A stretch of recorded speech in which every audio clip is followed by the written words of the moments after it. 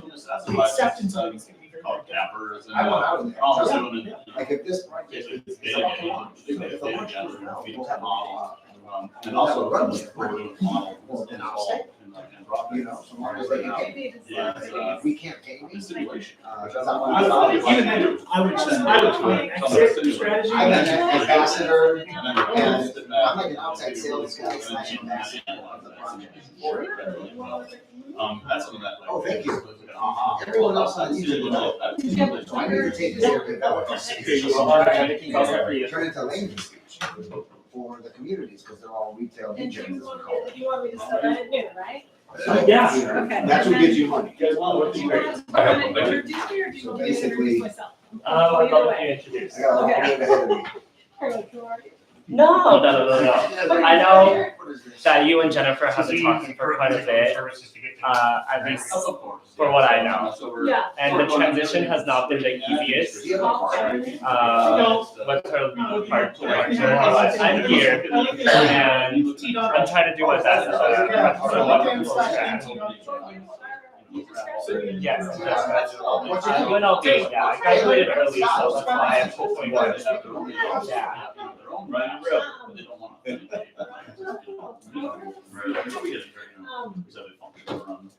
Probably have them just come in and sit on. Roll. Okay. And then Yeah, no worries. data gathering, and then this is. I'm gonna see if I can grab a split fire. What we've noticed that there's been kind of as far as the business model from it is the churn on it is brutal, because it's very seasonal. For people who just did football, or just did baseball. It's rare to have, and we do have some. Yeah, they do, yeah, there's You can almost just. Great. Kind of slow, tennis is supposed to be soft, so we're doing that one next, et cetera. And it's been- Interpret these things. Yes, so I want $5 million on doing all. We're actually looking to do it for, right? Just right. Okay, well, that's a big I number. don't know why. I think he's like really good. It's an hour. What's that? Okay. Oh, no, yeah, it's LinkedIn LinkedIn/in/. Oh, okay, very good. Or you can search here. Okay. Taylor. No I problem. see. You just give me a phone number. I'm logging in my wallet. See how many times I lost my You want to sit back there? So like I was hanging out. We'll have a glass.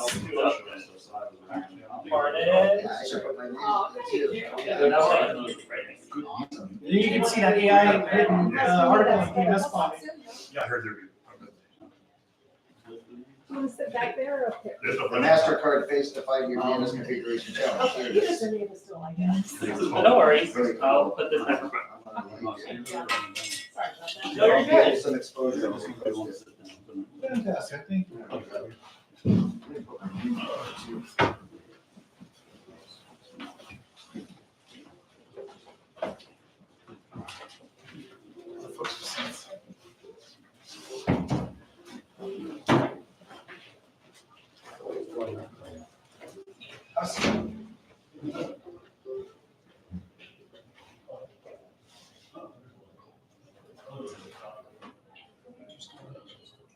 Yeah, so you sit there. Still. I was just the most quiet this room. I know. Did I scare everybody away? You just made it really formal, that's all. No, it's totally casual, I promise. Trying to figure out what my at is for my handle for LinkedIn. Boy, I really failed tech-wise. Do you know the answer to this question? This handle for LinkedIn? I do not. I'm on my profile, I just. I mean, it's your URL, whatever's after /in, but it could be very complicated, like I might mean, have numbers and yeah, stuff like that. But LinkedIn lets you actually customize that, I'll share a profile. your settings.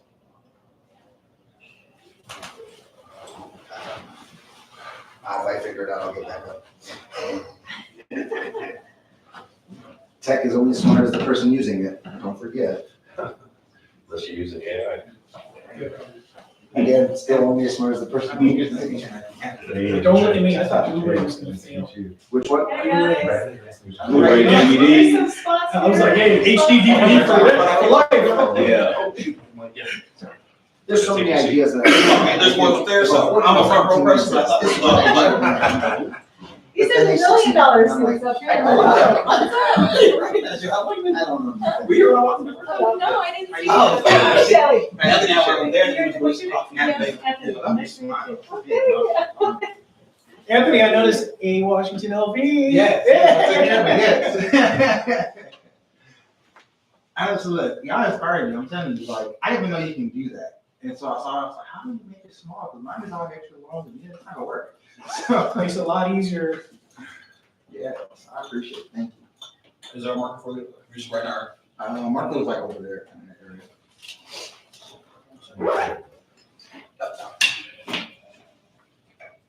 I can just grab them, right? Yeah, over yourself. How long did that take? 20 minutes? You sleep? Hmm? You sleep? Oh, wait, this? Yeah. 5 days? Super. You got super. I thought you said how long did I take? I'm like, yeah, Man, it was AI. She's automated, Hey, that's coming. Whatever it is, whatever it is. It's $1 million idea right there. Robot one, let me get robot one. Yeah.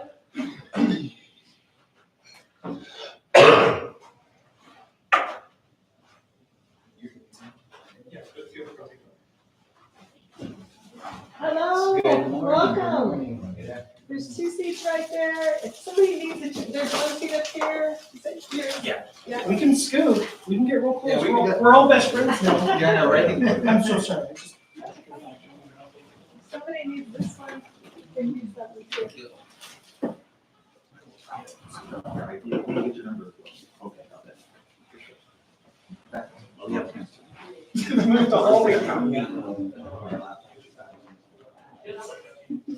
Scott, would you mind sending those down? Just- If anybody needs one, like A that. workbook, yeah, thank you. Say, Nate. Yeah. He's behind you. I really use LinkedIn. I just signed up back in today.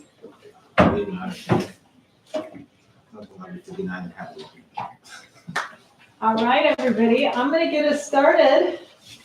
Want to start right on time, be mindful of your time, so I'm gonna end on time as well. So, first of all, my name is Shelley Woodrow, and it is a pleasure to be here with you today. I was invited back in November by somebody who's no longer here, so Alan came in graciously a few weeks ago and said, hey, by the way, are you still able to come speak with us? And I said, I'd love to. So anyway, I am here to share EOS with you. Has anybody heard of EOS? The Entrepreneurial Operating We actually System? use it. Like, Oh, great. I had Excellent. no idea this is what the talk was about. Excellent. So I am an EOS implementer, so I help businesses implement EOS in their business. This is a platform with simple, practical tools, a holistic system that helps you get more of the right stuff done in business. So I have been an EOS implementer for the last 6 years. I am based out of Las Vegas. My son's with me today. That's Matthew. Hello. Everybody say hello to Matthew. He's 17 years old, getting ready to graduate high school and head off to UNR in the fall. So I'm happy to have him with me today. He's a little, of my 2 kids, he's the entrepreneur. So if you need a morning mug, he's got an Etsy business. If you need help with school, anybody heard of School Platform? Alex, Etssy's platform, educational. He's your school expert. So he's got us up and running on school as well. So anyway, thanks Matthew for being here. So anyway, I have done this work for about 6 years. I get to go teach and coach and help clients facilitate their meetings and run their business on this operating system. And so what I'm going to do for you today is expose you to a set of tools that help you get more of the right stuff done in business, help you simplify your business, systemize your business, structure it in the right way going forward for you. And do you want to come in? There's a seat right here. And then help you be able to be your best predictors of what you're going to create in your business as well. So I'm a franchisee and just love helping entrepreneurs and entrepreneurial emerging leaders grow and develop such that you can create the business you want and replace yourself when you're ready to move to the owner's box or sell your business. All right, so 2 objectives for today. One is to show you EOS and give you a simple set of practical tools. The other is to help you if you want to take this workshop or a workshop like this to your leadership team, if you have one, top 2 or 3 people in your business that help you run your business. I'm happy to do that, and that's complimentary. So we can talk more about that later throughout the presentation. So I'll have some slides up here, but everything I'm going to share with you, you also have in your workbook. So I kind of want to make this a little bit like a workshop, so I'm not just talking at you. So I'll try to do what I do in 3.5 hours in an hour. So help you kind of play with the tools as we go. Sound okay? Yep. And I'm Shelley, and before we get started, I just want to do a little check-in. We do this at the start of every client session. So just by show of hands, how many of you have been running or working in your current business a year or less? Anybody? Year or less. Okay, just starting. Okay. And then how many 2 to 5 years? Most of you. Okay. Anybody more than 5 years in your current? Okay. Okay, great. Just gives me a little sense of who's in the room. All right. So our agenda. I'm going to ask you what you really want from your business that you're not getting today. So hold that thought. I'm going to come back to that in a moment. I'm going to introduce you to a simple set of practical tools, like I mentioned, so that you'll get results. You can create the results that you want to create in your business. Okay? All right. So here's my first question for you. You can write this answer in the notes page in your workbook. Anybody need a workbook? Do you have one? Okay. All right. So here's the big question. What do you really want from your business that you're not getting today? In other words, what's your number one big goal? So I'm going to have you write that down in the notes page. Number one big goal for your business. And while you're thinking about this, let me give you a little more color. So this is the one thing that you want 5 to 30 years out. We usually say 10-year target, but it's the one big thing that you don't have today that you want from your business. So what's the number one big overarching goal? You can write it. You can write it very specifically, ideally 7 words or less. It can be qualitative, it can be quantitative, but what's the number one big thing that you want from your business that you're not getting today? Anybody willing to share what you wrote? Yeah. More enterprise partners. More enterprise partners. Beautiful. Okay. And do you know what your baseline is? How many do you have today? 2. 2? Okay. And you have a number of how many you'd love to have 10 years out? I love to have infinite, but I'm going for 30. 30. Okay. The more specific you can be with the universe, it'll help you. Yeah. Excellent. Spare pens for anyone. Oh, thank you. Thank you. Who else? Throw it out in the universe. What's your number one big goal? I think it depends on the timeline. Yeah. Life. So if it were 10 years from now, what's your big one that you want to create? And we'll have exited by then. You'll have what? Exited? Yeah, to exit your business, right? Challenge. What would that exit look like? And by whom? If it's an acquisition or an IPO. Statistically, it's going to be an acquisition. Okay. So like, who's your acquisition partner? An exit by who? All right. Good. Who else? Mine was a market share and reach, over 2 million in rolling annual income on average, and then so 25 to 500 or 25 to 5,000 active licensed agents. Awesome. Very specific. Excellent. Anybody else before we move on? Yes, sir. I worked on, I don't know what everyone else said, but I said as close to passive income as possible. And I know it's Nice. not quite get passive, but it's funding my life. Yes, that resonates with my son, right, Matthew? Passive income. Okay, so what are the things that get in the way or might preclude you from getting this thing that you wrote down? What are the obstacles? What are the frustrations that you experience in your business today? What are your problems, your challenges? Lack of revenue. Lack of revenue. Very common. I hear that a lot. What else? Not trusting anyone to do my job for me. Yeah. So I just do it myself so I know it's done right and they can all go home. Hard to let go, right? Yeah. Well, it's not hard to let go, they just all mess it up all the time, so I just wound up just doing it myself, and I got in the habit of just always just firing everybody very quickly, just to go. So maybe people issues, not having the right people in the right seats. Probably just me as a manager's problem. Undocumented processes. Yeah. No SOPs. No SOPs, okay. That's a big one? Structure, my first word. Yeah, Structure. that's a big one. Structure leads to steady growth, which could lead to scalability. There's Yeah. a whole how to document anything Or the US worksheet model. in EOS. Yeah, It's in there, huh? Yeah. it's in there, we'll get to that. Any other frustrations? I think it's for me finding people with an entrepreneurial spirit. Yeah, maybe that core value of that innate thinking where you don't have to have, or give them the plan, right? They can figure it out. Yeah, right on. So here are the most 5 that I run across with my clients. And just to give you some ideas here, the EOS model was created by Gino Wickman. He discovered 2 things. The fact that there are 6 key components in business, that's on your first page there. And I'll talk about those in a minute. And to the extent that you strengthen these, you'll get the things that you wrote down. You'll get what you want from your business. So in working with companies over a long period of time, so EOS has been around since 2005, there are now more than 280,000 companies running on EOS worldwide. There are more than 28,000 full-day sessions that have been conducted by an implementer, somebody like me. And there are more than 846 of us implementers worldwide. So this is a proven system that's been around for a while. And so as a result of that, we've discovered 5 frustrations. So here they are, some of which you've mentioned. Number 1, that lack of control or feeling like your business is running you, not the other way around. The next one, profit or not enough, back to your point on revenue. If you don't have top line, it's hard to have bottom line, right? So profit. People ties to what we talked about. This is the number 1 frustration. 82% of the companies that we work with have experienced or are experiencing some sort of people issues. So most common, hitting the ceiling, this idea that you're humming along, everything's great, and then bam, you hit a ceiling in your business and it's hard to figure out how to break through it, you're stuck.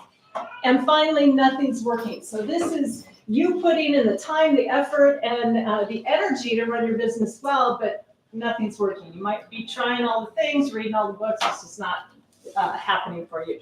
So these are the most common frustrations that we hear. And to get those things you want, we want to break through these. So we have tools that help you do that. So I want to share those with you. So I want you to think about floating above your business, looking down on it, almost like you're a board of directors, and just know that there are 6 key components in your business. And so as we look at your business, as you think about your business during this presentation, think about it through the lens of high level. If I were looking at this company to buy, what would I want to see in action? So what would I want it to look like? And so we want to keep it simple, but just get you thinking about what does a great running company look like through that lens of beyond you. If it's your team and it's a board of directors, what would they think it needs to look like? And then here are some simple tools that will help you have it look the way that your investors or your board would want it to look. Make sense? Okay. All right, so here we go. 6 key components of any business. First key component is the vision component. So this is very simply about you and your entire company, no matter how big or small, 100% on the same page with where you're going and how you plan to get there. The second key component is people. Very simply, you cannot achieve a great vision without great people. The truth here is everyone defines great people differently. So great people for my company are going to look different for your company. And so we make the definition of great people more tangible for you. I'll come back to that in a few minutes. The third key component is data. This is about running your business on numbers, on objective information, rather than feelings, egos, or opinions that sometimes cloud decision-making in entrepreneurial companies. And we know when the vision, people, and data components are strong, you will have issues, and that we celebrate. We want to bubble up issues, get them on an issues list so that we can solve them through this process. So when you get really great at that, you're more likely to achieve your vision. And along the way, you guys mentioned it, we need great SOPs. We need to strengthen the business. We need to systemize it through our processes. So this is about getting all of the things in your business done your way, the right and best way every time, which creates efficiency, scalability, makes your business easier to manage, makes it more fun, and usually more profitable when you're doing it your way each and every time. And that brings us to the 6th key component, traction. So traction is about execution. It's about bringing that vision down to the ground, executing on it day in and day out. Gina Wickman, creator and founder of EOS, will tell you vision without traction is hallucination. So you want to get really good at executing on your vision. So let me take you a little deeper. So now we're going to go into the tools. There's 2 tools and disciplines that strengthen each of these 6 key components. So this is what I want to take you through and show you. We actually measure progress on the way. We're working in the EOS journey to strengthen these 6 key components, and we measure it using a scientific but subjective scale of 0 to 100% strong. Knowing that 100% is utopia, it's never going to happen, so we want to work to get you to 80% strong or better in each of the 6 key components. We do that by teaching you these tools, having to use these tools. Truth be told, most companies are somewhere around 20% strong in the 6 key components, succeeding in spite of themselves. So I take my clients on a journey. It's a journey to strengthen these 6 key components. And that assumes that you're in the right business, you're selling the right products or services into that business. If you're not, there's nothing EOS or I could do to help you. It's assuming you are in the right markets. Strengthening those 6 key components are going to help you achieve that thing you wrote down. All right, so let's take a look. So the first discipline I'm going to introduce you to strengthens the vision component. That is your vision traction organizer. It's in your workbook. We answer 8 questions together. So first discipline is answering the 8 questions. The first tool is your vision traction organizer, or VTO for short. Your vision traction organizer, you'll notice in the grayed out areas there are 8 questions there. 5 on the vision side, 3 on the traction side.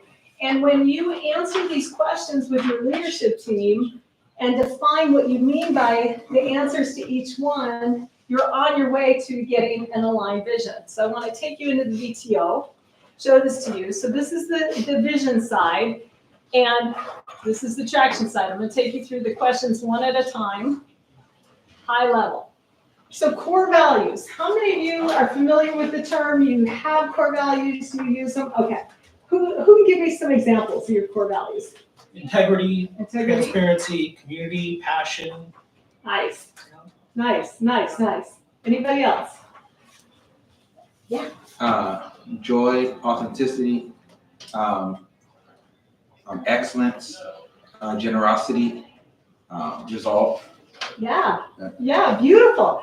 So when you hear these and people describe to you what their core values are, you're either going to be attracted to what they say and possibly repelled by what they say. And you know you've landed on the core values when you turn people on with them or turn people off. Because not everybody is for you, and you're not for everybody. So when you're clear about who you are, which is what core values is all about, describing who you are and what you want from the characteristics and the attributes and the people that work for you, it helps you attract those people and turn everybody else away, turn them off. And that's when you know you've nailed them. When they turn people on, turn people off. That's core values. And we bring them to life in this process. We just discover and define them and then bring them to life, and their purpose are to help you attract talent, hire, onboard, reward, recognize, and fire people. So they are used in the business to help you bring these to life. They're not just words on a wall. All right? That's core values. So core values, who you are. Core focus is what you are. Gotta have myself here. Core focus is your sweet spot. So this is, I'm going the wrong way. Let me go back. Let me get back to where I was. Core focus is defining what you do, that's your niche, and why you do it, that's your purpose, cause, or passion. Why am I not going backwards? All right, I'm gonna skip that. I'll catch up to that. Okay, so your core focus is why you exist, your purpose, cause, or passion.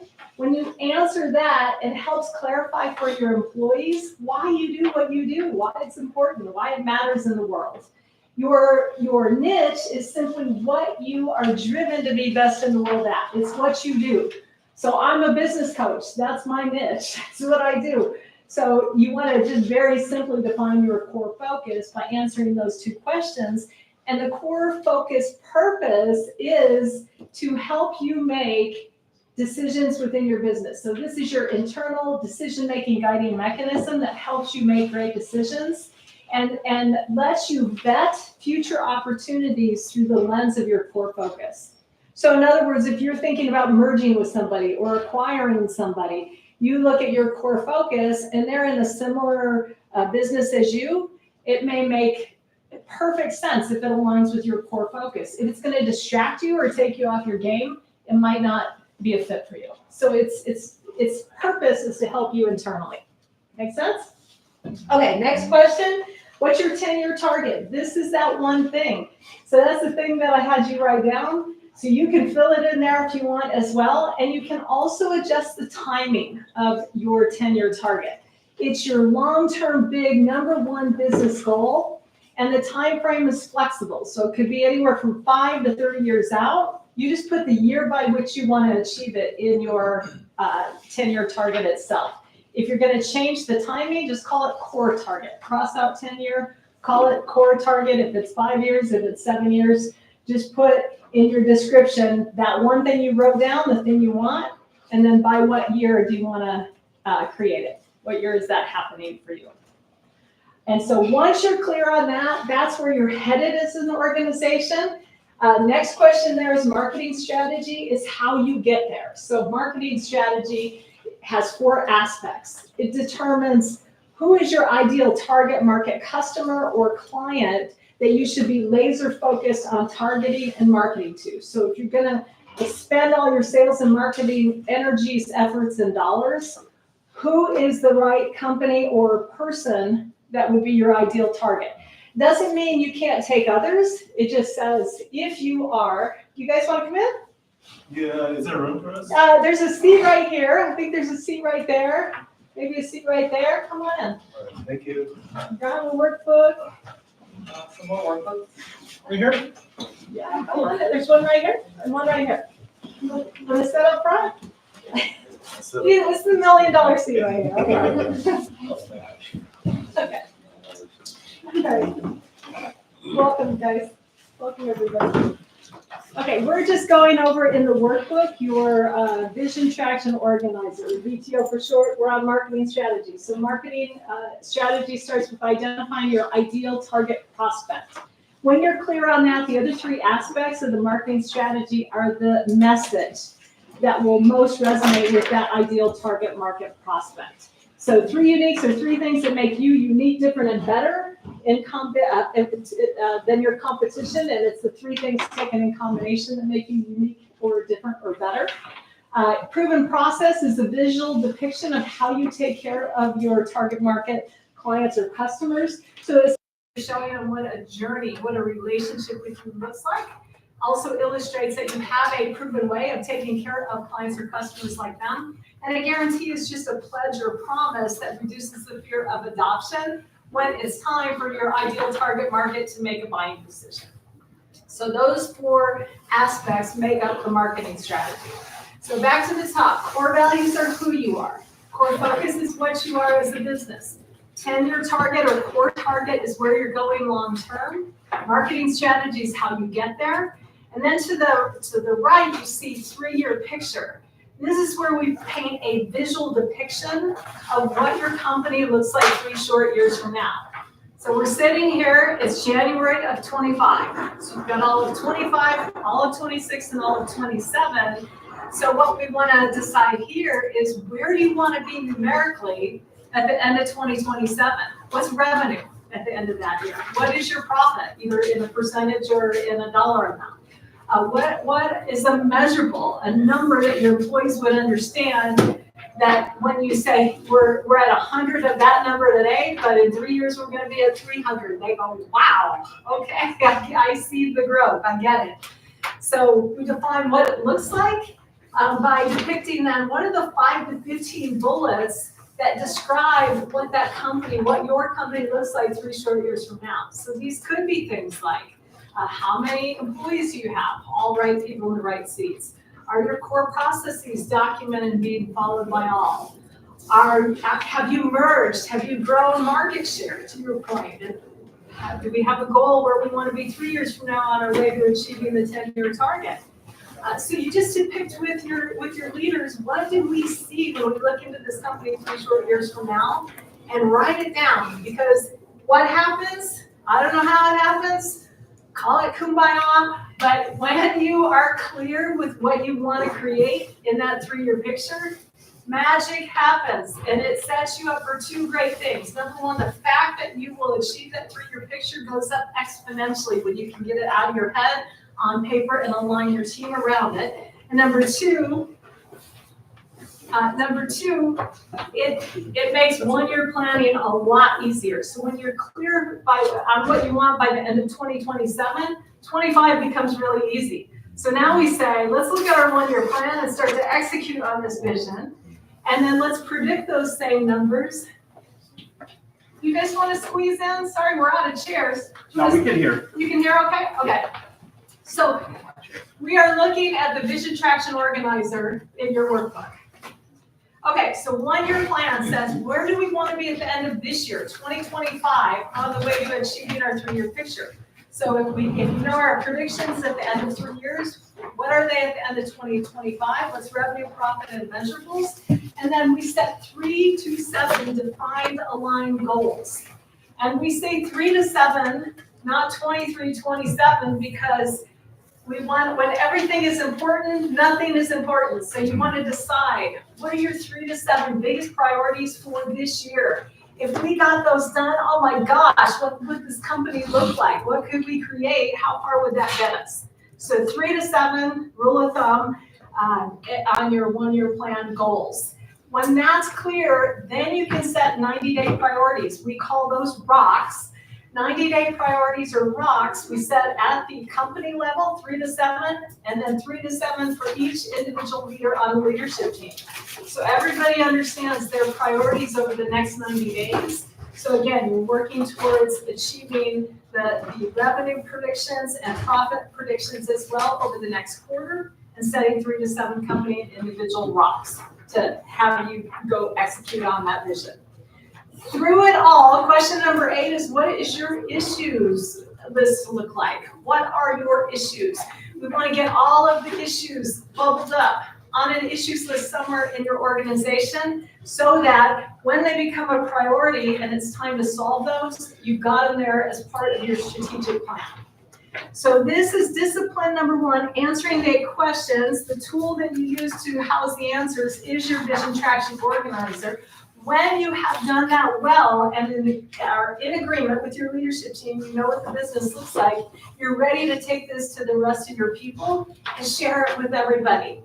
And to do that, all you have to do is tell them. Just tell them what the answers are to these 8 questions. You can show them your Vision Traction Organizer. We suggest EOS recommendation is to share it all, share everything, so that they can ask you questions, they can internalize it, they can understand it, and they want to be a part of helping you achieve that vision.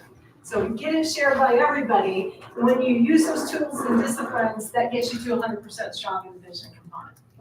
Anybody have any questions so far? I'm going to move us to the people component otherwise. Okay, so people component is about 2 things. It is about getting you the right people in the right seats. You've got to have both to run a great business. Right people in the right seats. So right people fit your core values. So there are examples of core values on the next page in your workbook.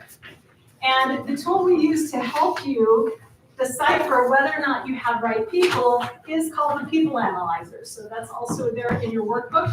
So how this works is you write your 3 to 7 core values across the top of that people analyzer. You write the names of your employees that you're gonna people analyze down the side. Then you wanna answer, when you look at each core value, do they get it? Do they want it? Do they have the capacity to do it? Do they understand? Do they fit most of the time this core value? So entrepreneurial mindset is a core value that you mentioned, right? So what would that look like in your business?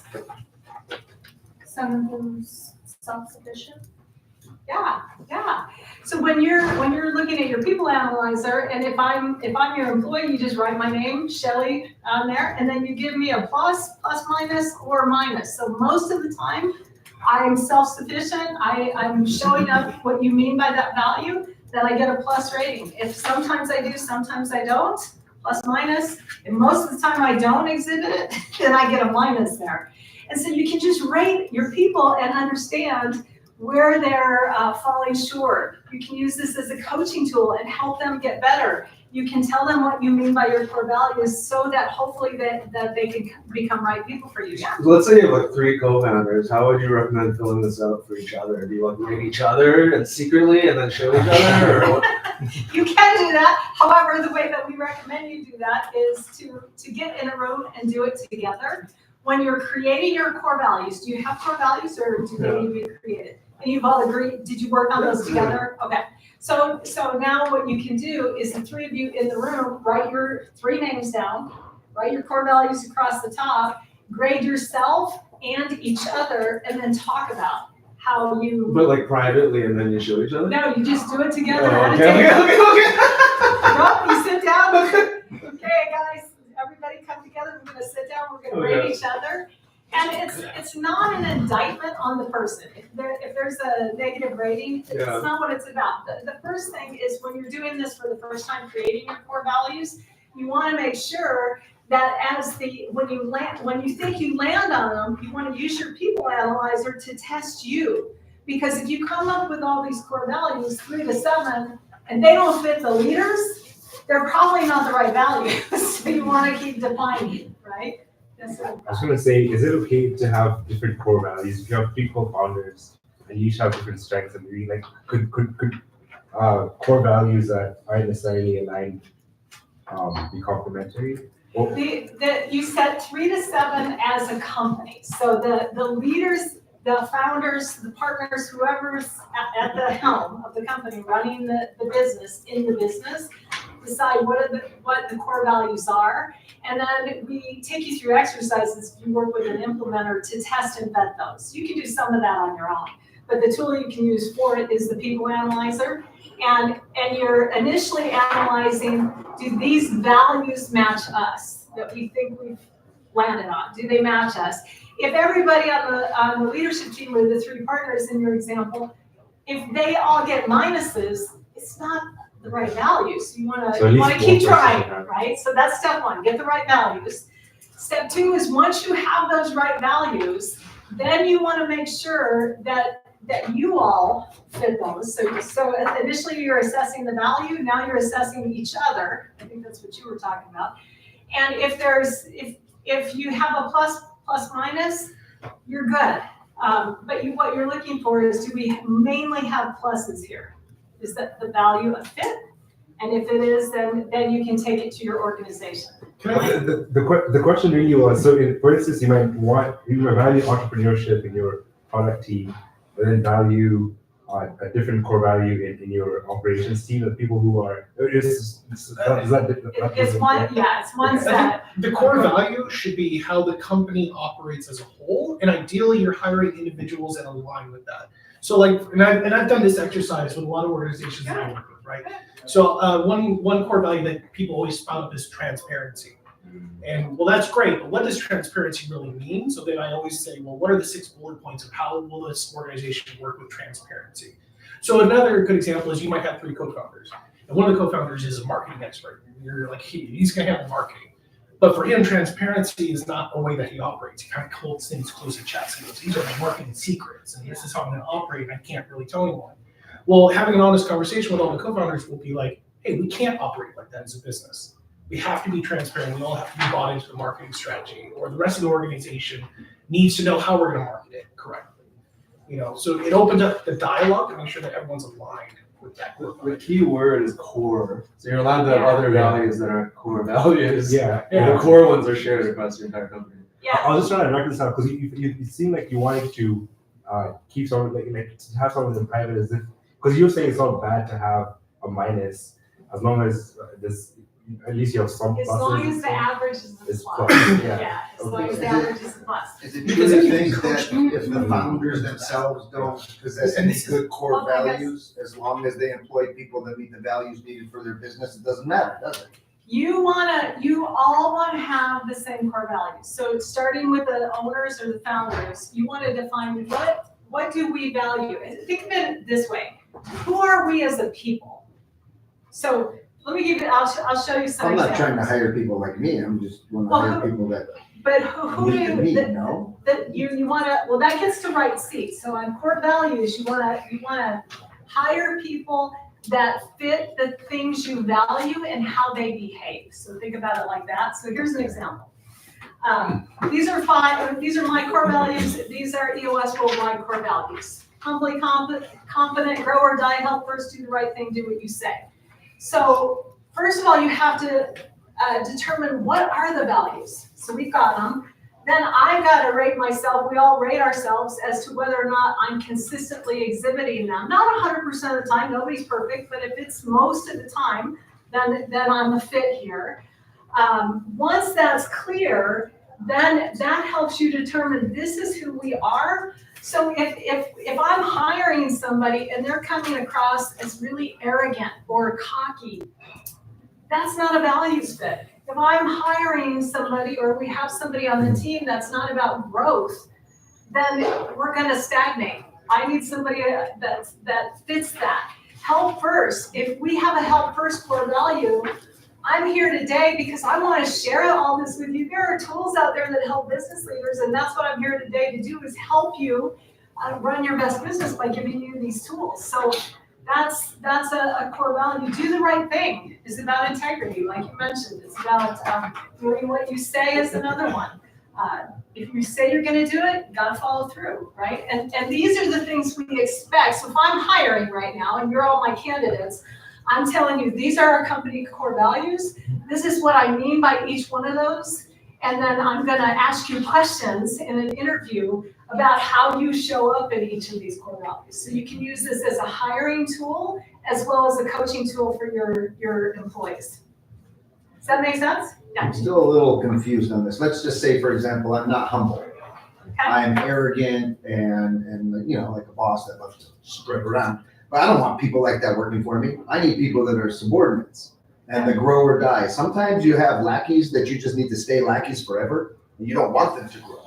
So wouldn't it be okay to not possess any of the core values that you want all of your employees to possess? I have a question for you. If you were to go out and say to potential customers and say, my company is cocky, would that work? No, not for the customer. So that shouldn't be the core value of the company. So I'm this saying is if my my personality is that, but I don't want to portray to the clients and I don't want my employees to. So the other question then is your core value to be cocky? Which there is a pro to that in certain situations of industries, right? But if you say, you know what, I want my company to be humble, it's a teaching moment for yourself and say, you know what, I'm going to hire the rest of the organization to be humble, but I also need to learn to be more humble myself. So as a leader, Maybe you have just to- don't care that much and don't pick that as your core value. It's a tough. So let me give you guys some, let me like, give you what's some the- examples. Let me give you some examples. So I have an Allstate insurance client, right? Who they are shows up in a couple different ways, but one of the things that's super important to them is that you are on time. If you are not on time, you are not going to make it in their organization. So one of their core values is prompt and present. So they talk about what that means to their new hire candidates as well as their employees. And they tell you right up front, if you have an issue with being tardy, you are not going to make it in this organization. You're not going to be a fit. Another one, I work with Cocoa Taps. Anybody heard of Cocoa Vinny? Cocoa Taps, they've been on Shark Tank, they've been on MSNBC's The Profit. They are a coconut company. One of their core values is trail maker. And what they mean by that is that we are in the coconut business. We have virtually no competition.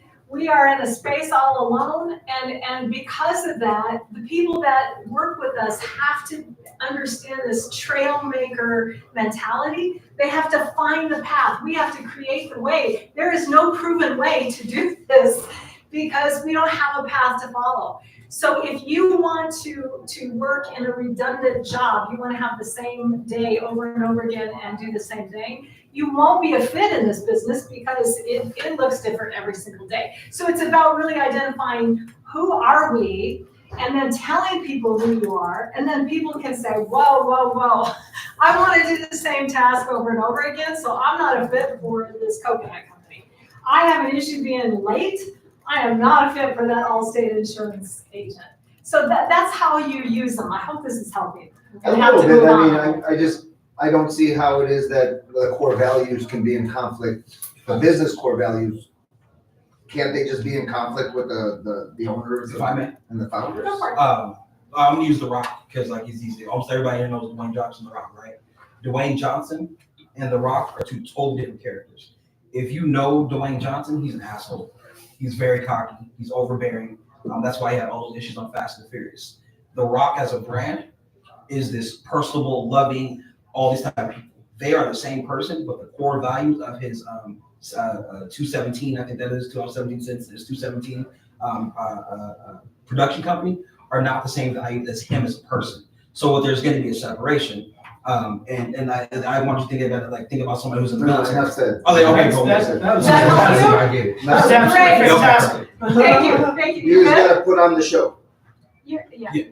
Well, and here's Yes and no, because everybody who knows The Rock knows who he is. Like his heel persona in WWE is his actual personality, right? But then in that heel persona, there's people that he cares about who are not a part, because he's a big family person. But there are people who are not connected to him relationally, like in family, that he cares about like family, and they get the other side of him. However, example like how you're like, I'd rather fire you and get it done. You're gonna have somebody on your team that's gonna be like that, and you're gonna blow out all your good team members. You're gonna be like, yo, I need you to be different from me, which then you're gonna have to show the example, but that's still your personality. As long as you guys got the core values that you've set and adhere to them while you're doing your work, it doesn't matter what you are. Right, so your personal values and your core and your company core values are different. in that organization. Yeah. Now, Thank you guys. Sorry. Oh, you're welcome. I'm much better. I'm the same way. I need that type of explanation. You feel much better about your life if you run companies that you're personally aligned with. Exactly.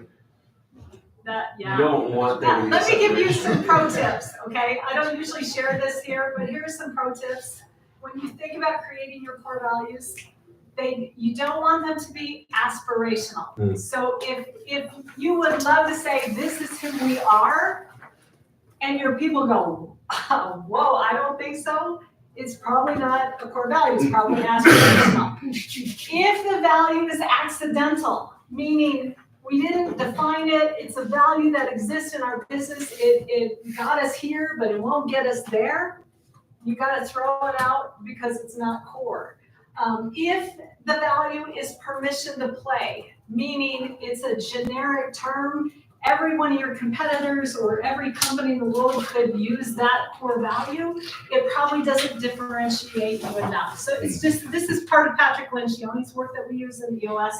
So hopefully it helps bring some more context. No, that was, the explanation made sense. Fine. Okay. It got through the thickness of the scope. I'm gonna keep this moving, guys. Okay, so people analyzer. So this is the tool that gets you right people, right? Everybody understand it directionally? Okay. So you rate your people, you set a bar, what is our minimum standard in this company, and then you make sure when you assess people, they're at or above your bar. The tool that we use to get you right seats are defined as people that are great at their job. These are people that have the skills, the ability, and the experience to be great at their job.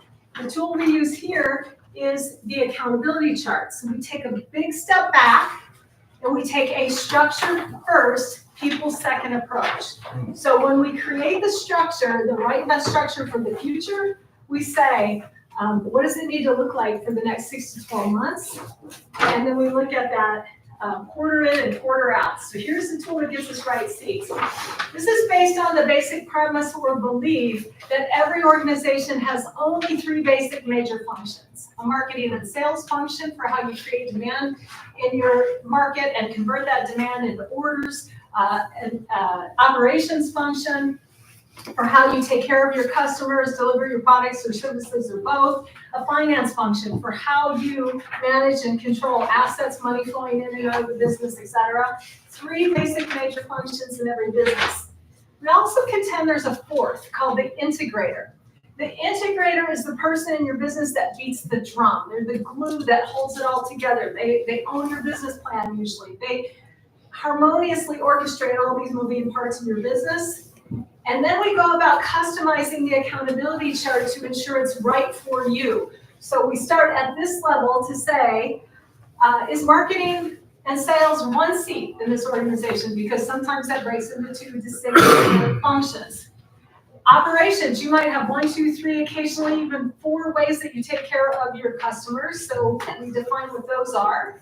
And finance, do we have an HR or an IT seat or a legal seat that resides at this level?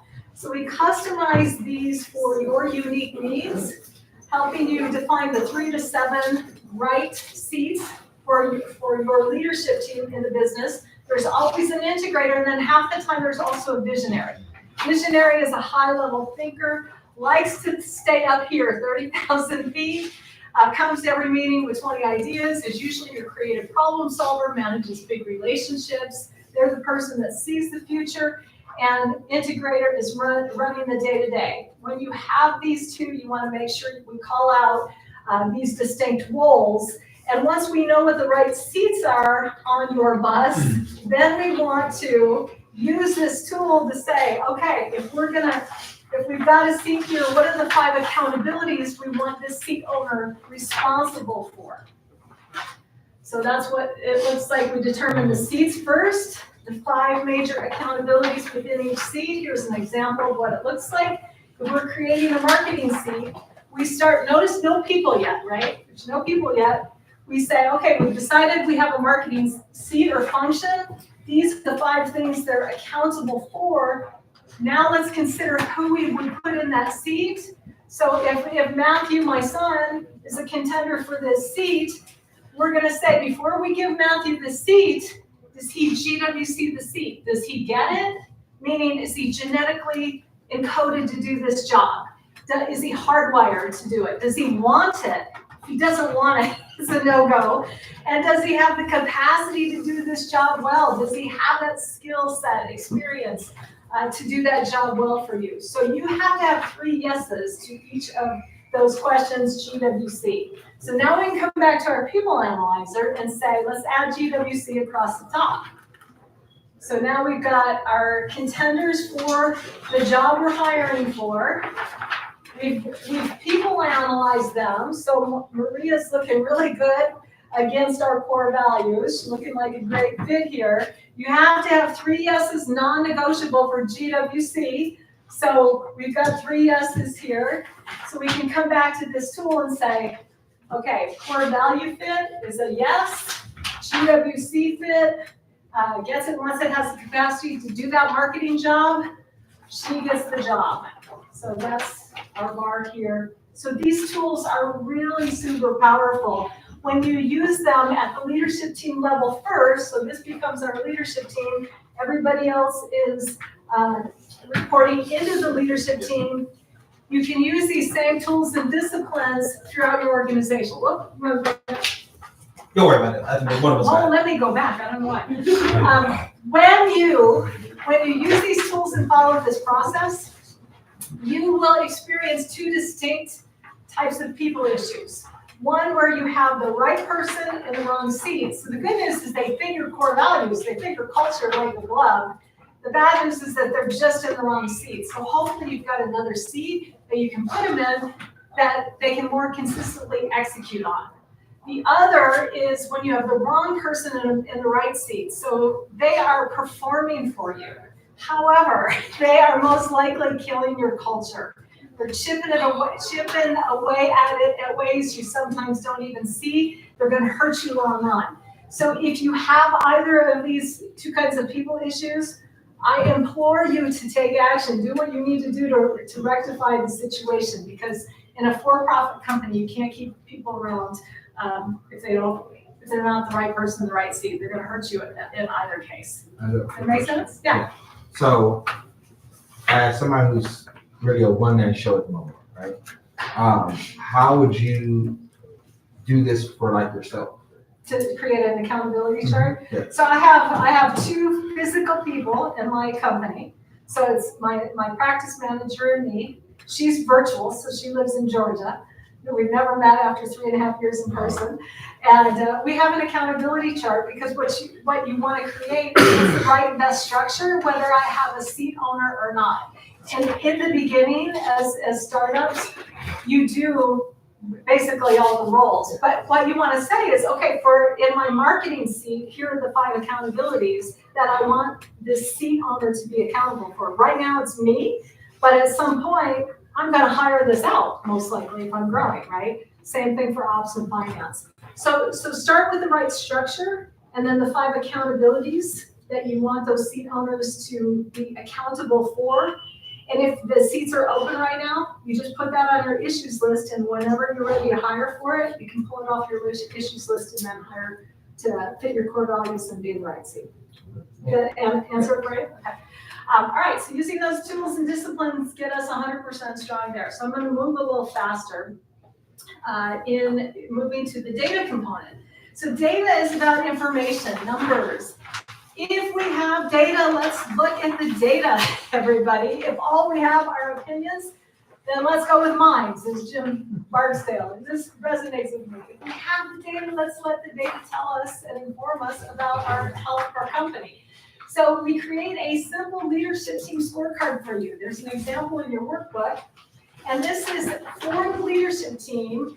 And we decide what are the 5 to 15 weekly activity-based numbers we want to be accountable for keeping on track week in and week out. So these are, you can see the examples up here.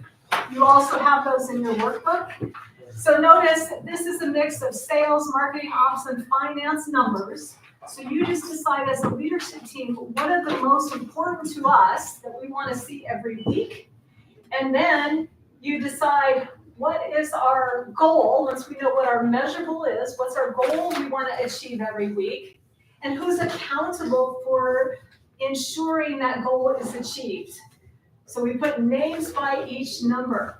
So notice these are weekly activity-based goals. So these are leading indicators, not lagging. So these are things you can affect in the quarter.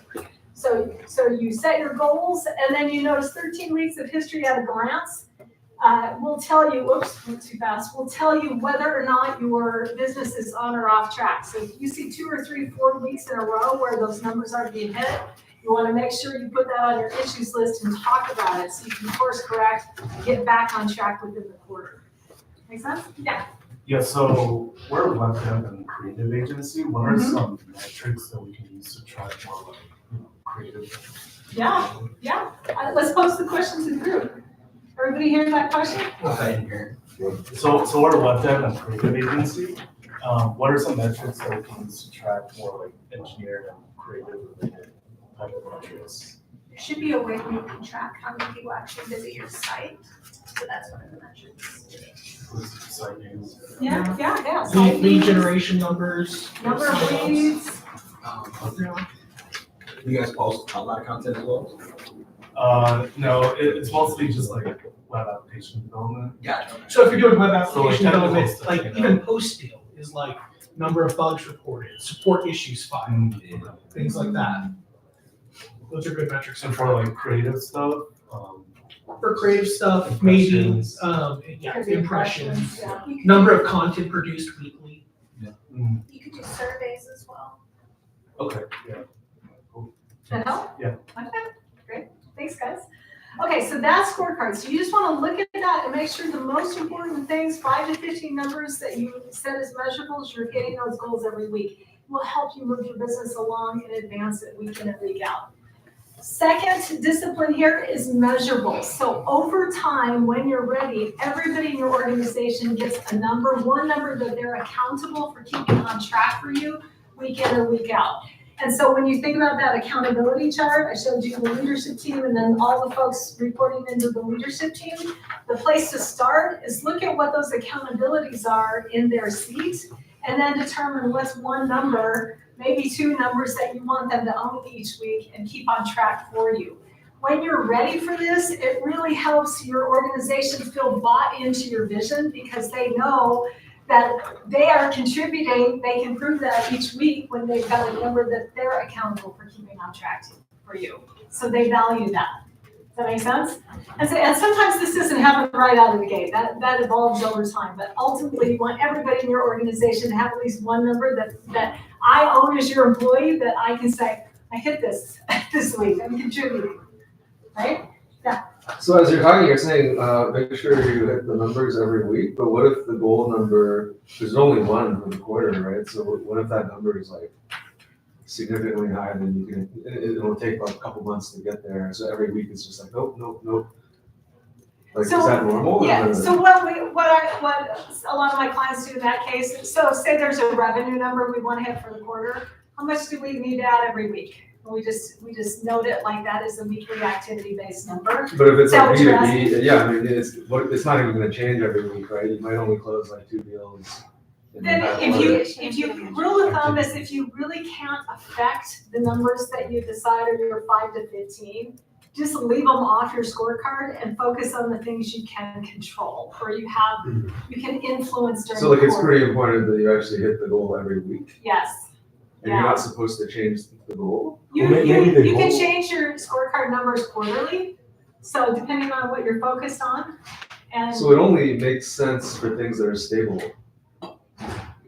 no, Otherwise, you set your goal at the start of the quarter, and you're supposed to hit it every week. So it only makes sense. Well, if you miss by the end of the quarter, then you realize that your expectations are too high. And when you make your goal for the next quarter, you adjust accordingly. Right, but then it's going to be a goal for the end of the quarter. We're talking about the And goal. every week it's going to be nope. But then you're saying you should hit it every week. Well, maybe the goal okay, is here's not an example. how many people you close. But Like how many- let's say you have a sales team and you say you're going to do X amount of outbound sales calls. Oh, okay. So you actually have like very It's process driven goals activity as opposed to achievements. Yeah, Yeah. they could be achievements, but really you want to think about what are the activities that drive those numbers. Interesting. Okay. Yeah, so if you're doing the activities, so if I'm doing a talk, maybe I want to do a talk a week.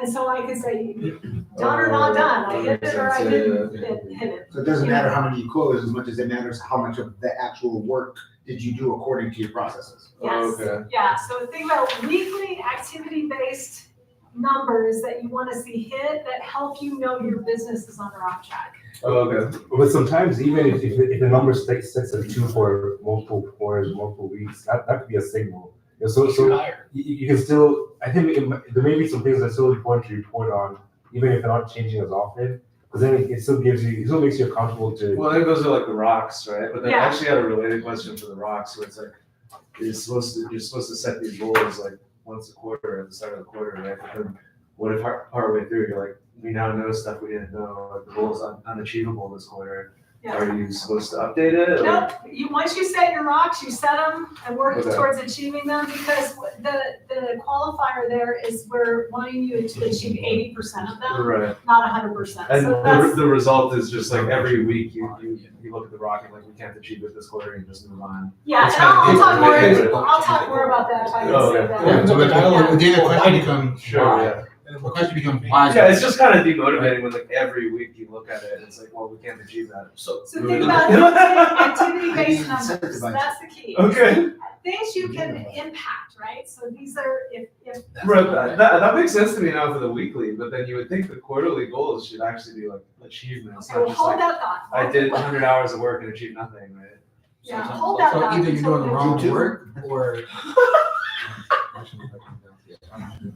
All right, guys, I'm gonna keep this going. All right, so that's data. Then we've got, when vision people data are clear, you should have issues. If you don't have issues, that's an issue. So issues is about two things. Issues component, strengthening list is about first and foremost, keeping a list. So remember when we looked at your vision traction organizer, you have an issues list.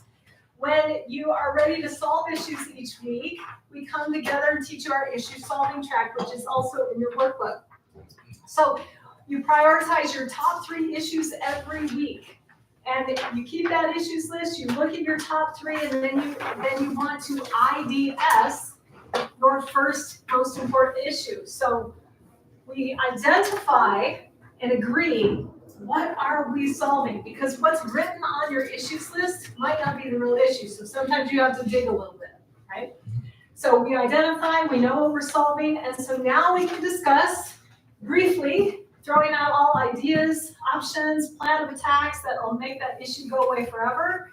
When the discussion gets redundant, we're ready to move to solve, to create a solution, a 7-day action item that will make that issue go away. So what happens a lot of times, how many people can relate to this, is you get together to solve issues and you discuss the heck out of something without ever solving it. Anybody ever had that happen? Drives you crazy, right? Great leadership teams struggle with this. So we want to make sure that we don't get caught there. So you number your issues 1, 2, and 3. You dig in and identify issue number 1, discuss it briefly. Once it's solved, one person owns that 7-day action item to take that action that makes that issue go away. Then you move to issue number 2. You move to issue number 3. You repeat until you've solved those 3. If you still have time remaining, then you can renumber your next 3 most important. You get through as many as you can every week. When You rehash them the following week if you didn't get to them? You're gonna rehash the to-do. I'll get to that in just a second. So yes, you're gonna be accountable for ensuring that gets done, and I'll show you where that shows up. So using those tools will get you to 100% strong on the issues component. Make sense? Yes. All right, so next is process or process, however you choose to say it. Process component is about 2 things. It's about identifying your handful of core processes. So these are things like your HR process or people process, your marketing process, your sales process, your operations processes, your accounting, your customer service or finance functions. So it's identifying for your business, what are the 6 to 10 things that really truly make your business run? So you identify what that is. Then you want to simplify and document your core processes. So your core processes become a table of contents. So we know what they are that we want to document. We take an entrepreneurial high-level approach documenting 20% of the steps that get you 80% of the result. So it looks like this. This is an example of a people process from start to finish, very high level. But the idea is you create a 1 to 2 page process for each of your handful of core processes that get you 80% of the result. How many people have seen 700-page SOP manuals sit in a credenza or on a desk somewhere that nobody ever looks at or reads? See one? I've written so many, and it's a source of the most frustration in my life because Exactly. I don't understand what to omit, and it winds up being like step left 3 inches, stand facing northeast, and Too much, right? Too much. I don't know how much detail. to write or how little. Yes. Don't get me started. And that's one of my biggest questions is you guys break down exactly how to. We have a tool, 3-step You process have a process for how to document. write the process? Yes, we do. 3-step process document. And there's a book, spoiler alert, there's another EOS book out there called Process or Process. You can pick that up as well. So lots of tools in EOS that will teach you how to create processes and a process manual that looks like this. 1 to 2 page per process, that's it. Just documenting 20% of the major steps that get you 80% of the way. So Isidore Sharp, founder of 4 Seasons, says, systemize the predictable so you can humanize the exceptional. So when you follow your processes, then the next step is to train and get your processes followed by all. So this is our followed by all checklist. You want to train everybody that touches even one step in your process. They have to be trained on the entire process. So you want them trained, you want to measure them, making sure they're doing it enough times, they're compliant, manage them. LMA is an acronym that stands for leadership. Management equals accountability. So you want to manage them to ensure they're doing it your way every time, and then update your core processes once a year to make sure that they are still relevant. You don't need to make any tweaks or changes. That can look right here. Yes, there you go. All right. So this is life-changing. When you can systemize your business and document your processes, you increase the value of your business, usually exponentially. So this is really important. Okay, all right, last but not least, this is the traction component. We'll wrap up here in just a minute. Traction component is about execution, everybody. So this is about two things, rocks and meaningfuls. Rocks are those 90-day priorities we already talked about. So this is about setting your 90-day world in motion. So we set 3 to 7 rocks at the leadership team level. You go execute for 90 days against those rocks. At the end of 90 days, you come up for air. You look back, you see how you did, you recheck your vision, making sure you're still aligned, and then set new rocks, new priorities for the next 90 days. 3 to 7 at the company level, 3 to 7 for each leader on your team. Creating that 90-day world, because this is where the magic happens. This is how you achieve your vision. Every 90 days, every quarter at a time, gets you to your vision. Okay? Within that, we teach you the level 10 meeting agenda, and the best way to run a meeting I've ever seen in my life. This is my favorite tool in EOS. It's a moment of truth for a leadership team. This is how you get stuff done in your business week in and week out. So we create the 90-day world setting rocks. Within that, you meet appropriately. 5 criteria that make for a great meeting is as follows. Meeting starts on time. What a concept. Ends on time. What a concept. So it doesn't collapse all your other meetings the rest of your day. It happens the same day and time every week, and it follows the L10 meeting agenda. It's in your workbook. So this is the criteria you want to meet. Here's what that L10 meeting looks like. You set a time and day that you can most be available on your leadership team and set this meeting in your calendar forever. Hold 90 minutes and protect that time so you get to work on your business. 90 minutes, week in and week out. So here's how it works. The first portion of your meeting, you're just checking in on everything important to you. So we start with a segue we call good news. So you just share once around the table what's one piece of personal, one piece of professional good news from the prior week. What does your scorecard number look like? So you're going to walk through each of your scorecard measurables, and you're going to ask the owner, on track or off track. Anything off track is going to drop down to your issues list. No discussion, no debate. So you're not talking here. You're starting to practice a discipline. It's reporting only. So the only acceptable words, if I'm running your meeting, I'm asking you on track or off track. Those are the only 2 acceptable answers. No discussion. If anybody wants to talk about it or has questions, you drop it to your issues list. It's where you create efficiency in your life. It's really powerful. Then you check in on your rocks. So you're only going to have 3 to 7 at the company level and then 3 to 7 for each individual. So you read each rock one at a time and ask the owner, on track or off track. If it's off track, it drops to your issues list. If somebody says it's on track and you're not sure, if you agree, you can ask for an update. And that would drop down to your issues list. So anything you want to talk about drops to your issues list. So you're checking in on your weekly numbers. You're checking in on your quarterly priorities. You're checking in on your people with customer and employee headlines. Is there anything we need to talk about with any of our people? Do they love us? Do they hate us? Is there anything we need to discuss? If so, that drops down to your issues list. Think of this as a newspaper headline.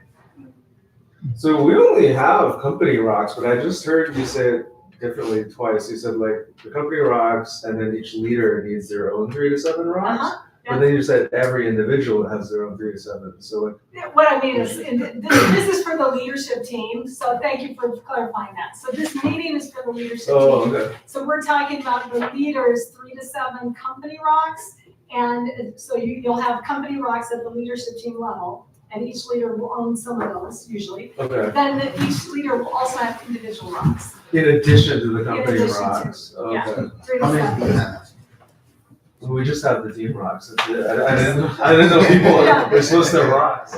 Yeah, so in startups, it may make sense or may not make sense. If you've got 3 to 7 and it requires every one of you and you're maxed at time capacity, Okay. maybe it doesn't make sense. But yeah, that's what we recommend. Okay. Yeah. All right, so then we insert a little to-do list. So back to your question earlier. So now we're saying, all right, the to-dos that we set last week that were our 7-day action items that solve those issues that we IDS, now we're checking in on those to say, done or not done. So if Matthew had a to-do, I would say, Matthew, what was your to-do from last week? Is it done or not done? The only thing he could say is done or not done, right? 90% of your to-do should fall off each and every week. That is the rule of thumb here. So if that's not happening, you have a lack of accountability most likely. Make sense? All right, so notice that's 25 minutes. Now you've got 60 minutes to solve your issues every week, week in, week out, 60 minutes. Starting with your top 3 most important ideas, and get as far as you can with 5 minutes left in this meeting. You've got to move to conclude. So conclude is a couple things. You want to just recap the new to-dos that came out of your IDS discussion this week. Determine if you have any messages to share beyond this room. If so, you created to-do. What's the cascading message? Who's the audience? Who's sharing it? What are we sharing and by when? And then you rate the meeting 1 to 10, 10 being best. How did we do as a leadership team? Working together, meeting the 5 criteria. If your rating is 7 or less, you must provide feedback as to what would make it a 10 for you. Because you start at a 10, right? 5 criteria make for a great meeting. If you're doing that, you're solving issues, that's the definition of a 10 meeting. Most of my clients come to this EOS journey and they say their internal meetings are about a 4.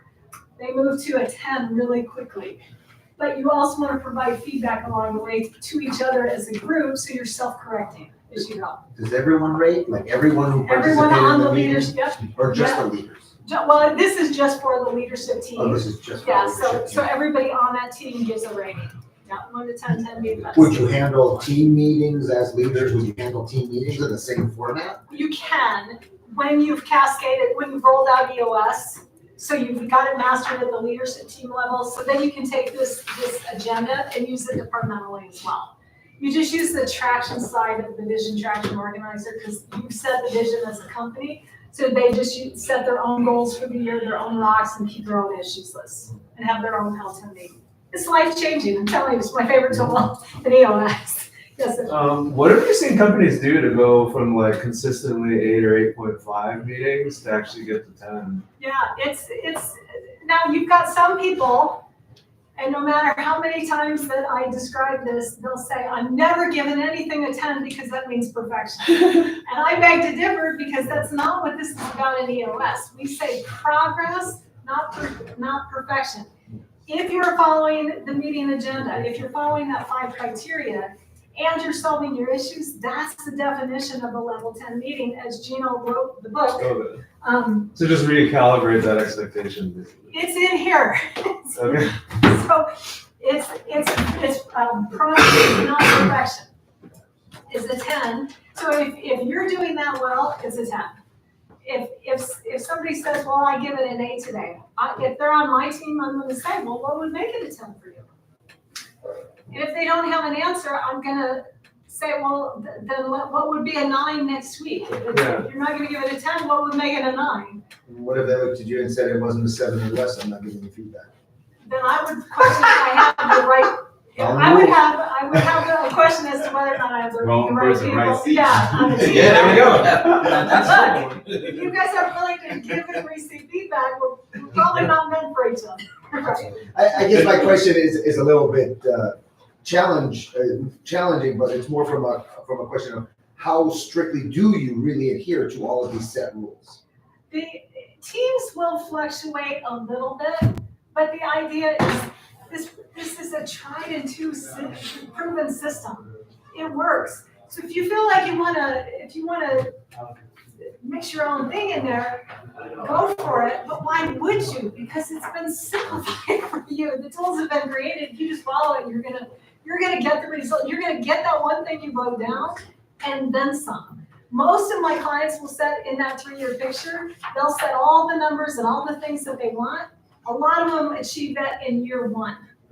You'd be shocked how often that happens. So You also it's have to just, ask yourself, is what you're doing now working? Yeah. Yeah. and if not, why not try a proven system?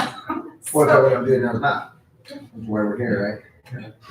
So just so you know, if you implement these 5 foundational tools, it's going to get you 80% of the results in EOS. So if you did nothing but implement these 5, you're going to get 80% of the way.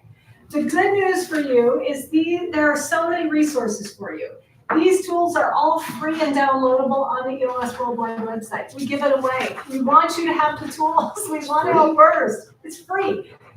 You go on EOS Yeah, we've been using it, Worldwide. we haven't paid anybody anything. Download the How tools. many times are gonna hit stuff like this and they wanna charge you everything you have in the world? Traction is the how to implement EOS book. So The core value is help first. help first. We have to learn this stuff. See how it works?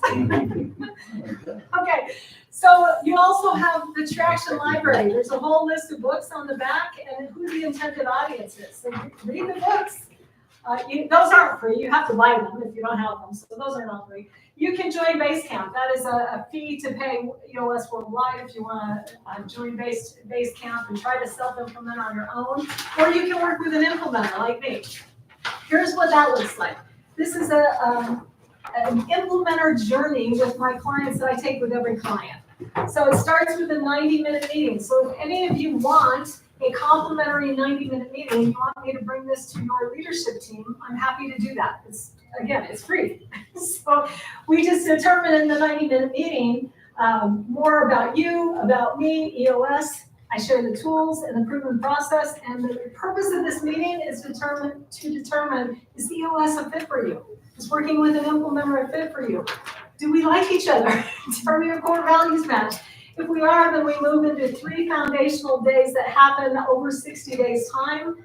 It's spaced learning, so we come together for a focus day, and that first day, I teach you a tool called Hitting the Ceiling and the 5 leadership abilities that you'll master through this process that help you break through the ceiling when you hit it in your business. We create your accountability chart, setting the right and best structure for your future on day 1. We set rocks together, your company and individual rocks. We create a scorecard, and I teach you that level 10 meeting agenda so you can start running it in your business the following week.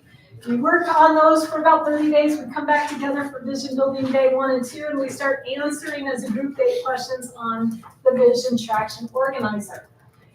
From there, I run my clients' quarterlies and annuals for as long as they need me, helping them gain traction, roll out EOS, cascade with everybody. We work on team health, issue solving, and creating higher accountability. That's what it looks like if you decide to work with an implementer. And that is EOS, everybody. So a couple thoughts here. Choose an operating system. If you haven't chosen one and you like what you've heard today, you can very easily run your business on EOS, all the ways that I just shared with you. But if it's not EOS, choose something. Run your business on an operating system. It will help you create value in your business. Get what you want. Make sure you do whatever you're doing is working towards that one thing that you want. So you get it. And then if you want to schedule the EOS 90-minute meeting, my contact info is on the back. And I'm happy to bring a workshop like this to your leadership team. That's just for you all. So that's complimentary. And so with that, I know we're a few minutes over time. I've got more time if you have questions. I'm happy to answer any of your questions. Yes, sir. What's the smallest team you've worked with? In terms of employees or revenue? Yeah, in terms of company size of employees and stuff. Smallest I've worked with is 500,000 annual revenue. Oh, no, I meant employees. Like Employees like 2 to 3 on a leadership team. 2 when they started, 3 Usually, on average, most of my clients have around 5 or 6. We We're one want, or two at most. Yeah. Right now, we're trying. Yeah. And then is that, that personalized, format that you expressed, is that at cost? no, this is the 90-minute meeting? Not the 90-minute, the rest of it, doing everything. Oh, yeah, there's fees for that, There's which we fees. cover in the 90-minute meeting. Okay, are those fees something I can see on the website as well? I'm a bottom line kind of guy. I want to see the number before I talk. But just so you guys know, implementers will charge $3,000 to $10,000 per session day. There's usually 5 a year, so just to give you an idea. So if you're working with an implementer at $7,000 a day, it's $35,000 for the year. The fees are charged by each implementer because we're franchisees. So it'll just give you an idea of ballpark on what that costs to work with an implementer, if and when you're ready. Yep. Any other questions? You all, thank you so much for your time and attention and your participation.